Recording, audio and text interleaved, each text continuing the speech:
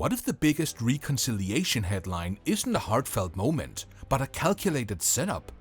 Because right now, Meghan Markle is being accused of something dark. Using her father's hospital crisis as a PR shield while quietly positioning herself to control the story when he can't respond. That's not our claim. That's what Lady Colin Campbell and other commentators are saying. So what's the actual timeline? What's the evidence? And what's just noise? Let's lay out what the commentators are saying, step by step, and why it's exploding online. The core claim is this. Meghan is facing public optics disaster because her estrangement from her father, Thomas Markle, is one of the few stories that never goes away.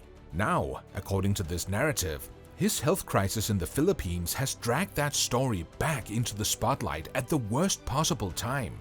The second claim is even sharper, that Meghan's attempt to reconcile is not real reconciliation. It is damage control, a headline strategy, and something that looks caring from a distance but falls apart up close. And this is where Lady Colin Campbell, Lady C, enters the story. Lady C says she has long believed that the public downfall of Meghan would connect to how she treated her father.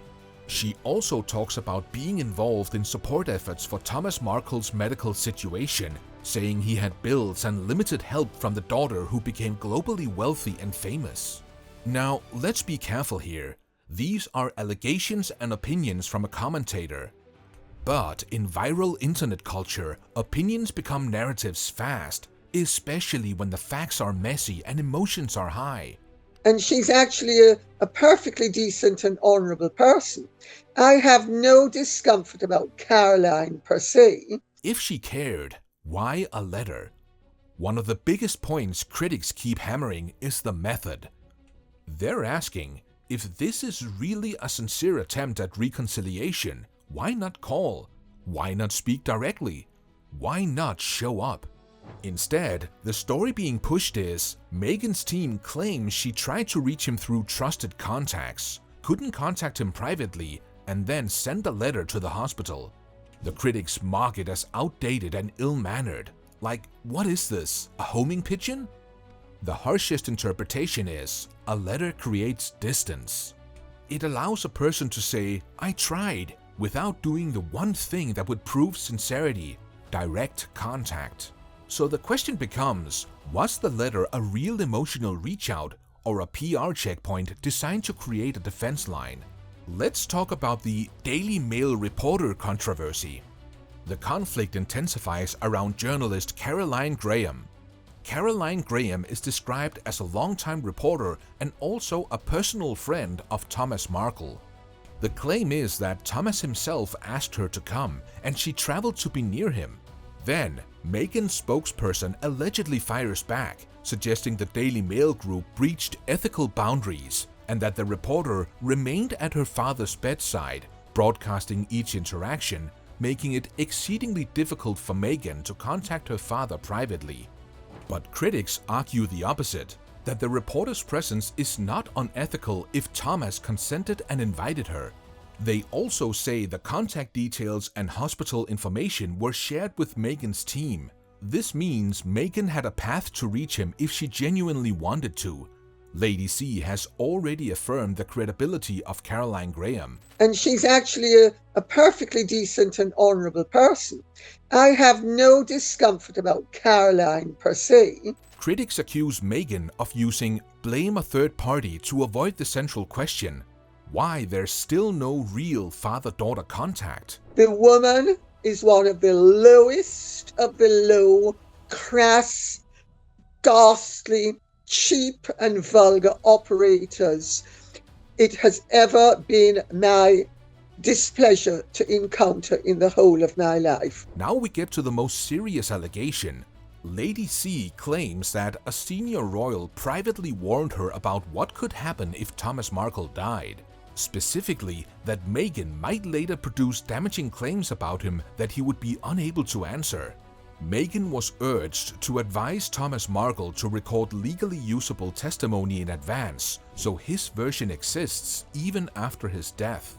Lady C further claims that Thomas confirmed to her that a certain severe accusation was not true and that she would testify in court if needed. Mischief that Meghan can and most likely will, in their view, do should her father die.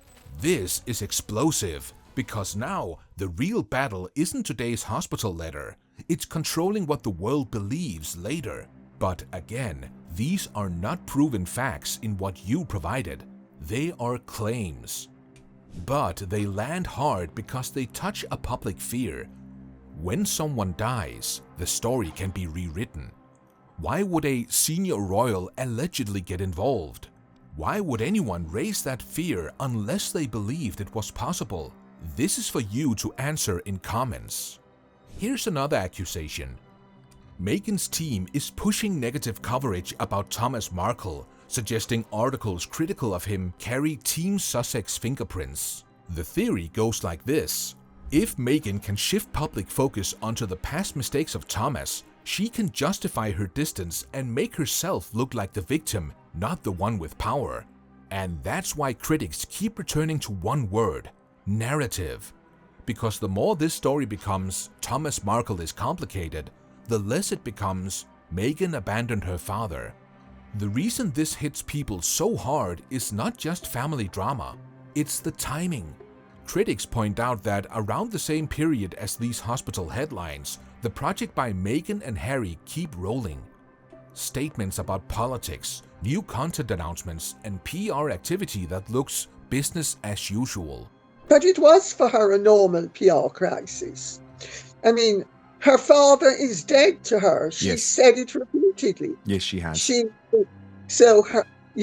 is a PR crisis. So, how can you present yourself as a humanitarian brand, stand with wounded veterans, speak about compassion while your father is hospitalized?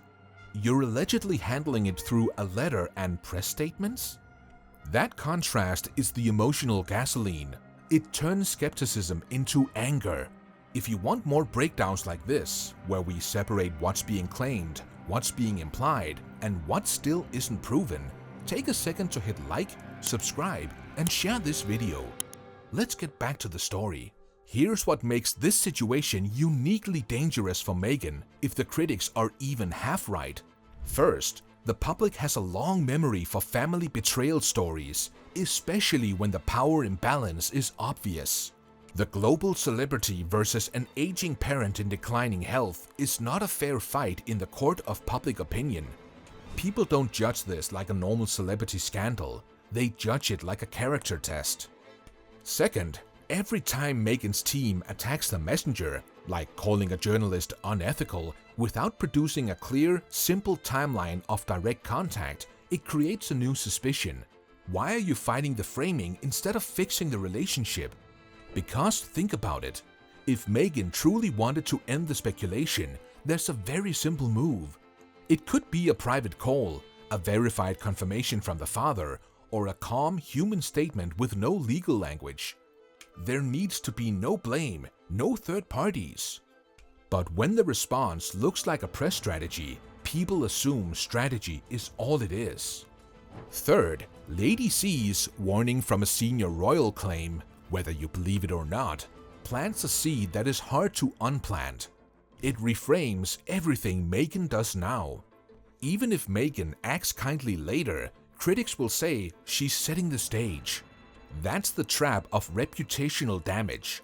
Once motives are questioned, even good actions get interpreted as manipulation. Finally, there's the cruel reality. If the health of Thomas Markle worsens, the story becomes permanent. Because then there's no chance for a real reconciliation moment that convinces the public.